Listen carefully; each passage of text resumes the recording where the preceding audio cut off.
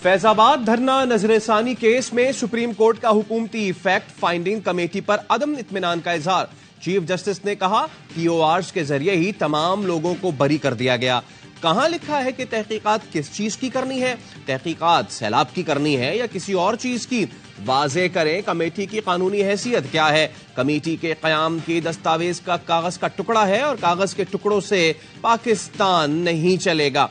Committee report में कोई दिलचस्पी नहीं। धरना अचानक नहीं हुआ। धरने का मास्टरमाइंड कौन था? एक साहब बाहर से इंपोर्ट हुए और वापस चले गए। अब शार आलम के इल्जामात दुरुस्त साबित हुए तो मामला वजारत दिफा पर आएगा। क्या अब भी वजारत दिफा अपनी दरखास्त वापस लेना चाहती है? अटॉर्नी जनरल ने कहा वफाकी हुकूमत फैसले पर अमल दरामद करना चाहती है। चीफ जस्टिस ने पूछा अदालती फैसले पर आज तक अमल क्यों नहीं किया गया? सुप्रीम कोर्ट की तलबी पर चेयरमैन पेमरा अदालत में पेश हो गए। चीफ जस्टिस ने पूछा नजरसानी दरखास्त किसके कहने पर दायर की? चेयरमैन पेमरा सलीम बेग ने कहा नजरसानी दायर करने का फैसला मेरा अपना था। चीफ जस्टिस ने कहा अगर नजरसानी दायर करने का फैसला आपका अपना था तो फाइल पर नोटिंग दिखाएं। चेयरमैन पेमरा ने कहा नजरसानी दायर करना हमारी गलती थी। चीफ जस्टिस ने डीजी लॉ पेमरा से पूछा क्या आपको मालूम है नजरसानी किसके कहने पर दायर हुई? डीजी लॉ ने कहा पेमरा का तहरीरी फैसला मौजूद नहीं कि नजरसानी दायर की जाएगी। चीफ जस्टिस ने कहा अटॉर्नी जनरल साहब चेयरमैन पेमरा कह रहे हैं कि नजरसानी का पता ही नहीं कैसे दायर हुई। कोई पुरस्कार कुव्वतें थी जिन्होंने नजरसानी दरखास्त दायर कराई। ऑर्डर लिखवाने से पहले फिर पूछ रहे हैं किसने हुक्म दिया था। अदालतें इसलिए नहीं होती कि उनके साथ खेल खेला जाए। सुप्रीम कोर्ट ने अब शार आलम को रोस्ट्रम पर बुला लिया। वजीर आजम ऑफिस बताए क्या फोन टैपिंग की इजाजत दी गई या वारंट लिए गए? विफाक की जानिब से ऐसा कोई इक़दाम किया गया तो तफसीलात जमा कराएं। इस्लामाबाद हाई कोर्ट ने ऑडियो लीक्स केस में तहरीरी हुक्मनामा जारी कर दिया। वजीर आजम के प्रिंसिपल सेक्रेटरी को आइंदा समात पर रिपोर्ट जमा कराने की हिदायत। अदालत ने लिखा यह तस्लीम नहीं किया जा सकता कि रियासत के इल्म में आए बगैर किसी दुश्मन एजेंसी ने पब्लिक ऑफिस की कॉल्स रिकॉर्ड कर ली। यह भी नहीं माना जा सकता कि रियासत के इल्म में आए बगैर गैर रियासती अनासिर ने वजीर आजम ऑफिस की कॉल रिकॉर्ड की। हुकूमती जवाब के मुताबिक किसी को शहरियों के फोन रिकॉर्ड या रिकॉर्डिंग की इजाजत नहीं की गई। फोन टैपिंग या सर्विलेंस के लिए जज से वारंट लिया जा सकता है। जस्टिस बाबर सत्तार ने कहा साबिक चीफ जस्टिस के बेटे और बुशरा बीबी की दरखास्तों पर हुक्म जारी किया।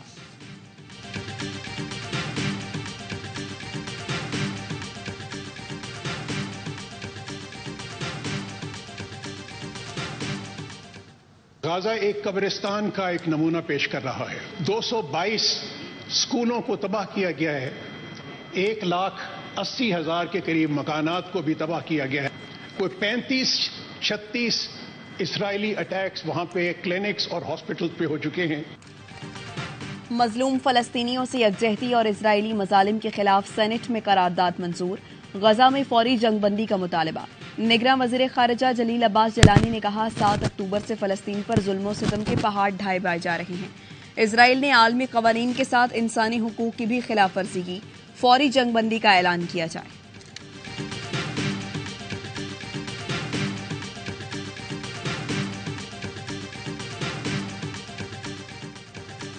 गैर कानूनी तौर पर मुकीम गैर मुल्की अफराद की वापसी की डेडलाइन खत्म। बेदखली के लिए मुल्की ऑपरेशन का आगाज।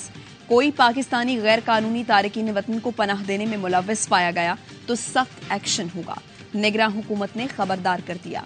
गैर कानूनी तौर पर मुकीम बाशिंदों को होल्डिंग सेंटर्स में रखा जा रहा है। अब तक 1,26,017 अफगान पनाह गुज़ीन वापस जा चुके हैं।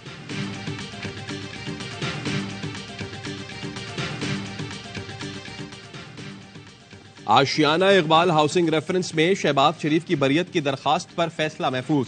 साबिक वजीर आजम और दीगर मुल्जिमान की दरखास्तों पर लाहौर की एहतसाब अदालत 7 नवंबर को फैसला सुनाएगी। नैब शहबाज शरीफ को क्लीन चिट दे चुका है।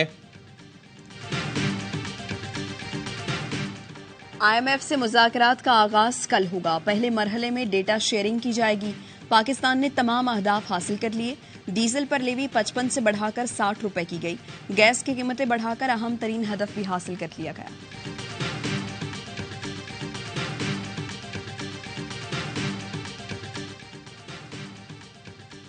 और वर्ल्ड कप के अहम मैच में न्यूजीलैंड और जनूबी अफ्रीका मध्य मुकाबले। प्रोटियस जीते तो सेमीफाइनल तक रसाई यकीनी, न्यूजीलैंड जीता तो उनका आगे का सफर हो जाएगा आसान। कीवीज की शिकस्त से फायदा होगा पाकिस्तान को।